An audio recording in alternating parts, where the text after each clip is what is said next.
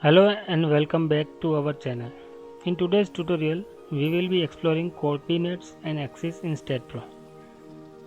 These are essentials for accurate modeling and analyzing of the structures.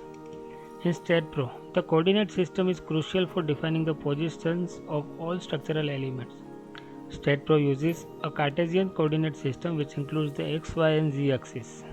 The global coordinate system in STAAD is reference system for the entire model. The x-axis usually represents the horizontal direction, the y-axis represents the vertical direction, and z-axis represents the other horizontal direction. Let us see how it works. The coordinate system is a rectangular coordinate system that is included of x, y, z, which follows the orthogonal right-hand thumb rule.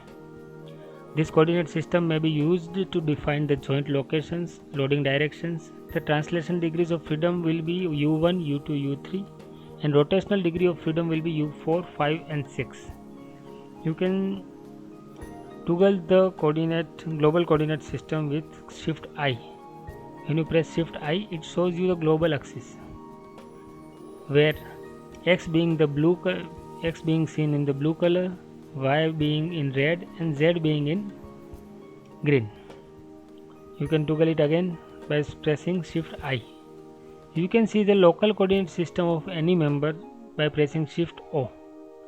As you can see, the longitudinal direction is being placed as one axis, that is blue, that is x.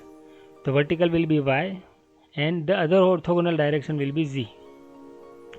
The x goes from start end to the end.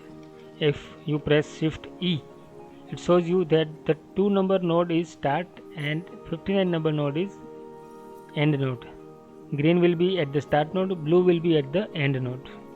Press Shift E again, select it, go to utilities, go to beam incidence and switch the incident.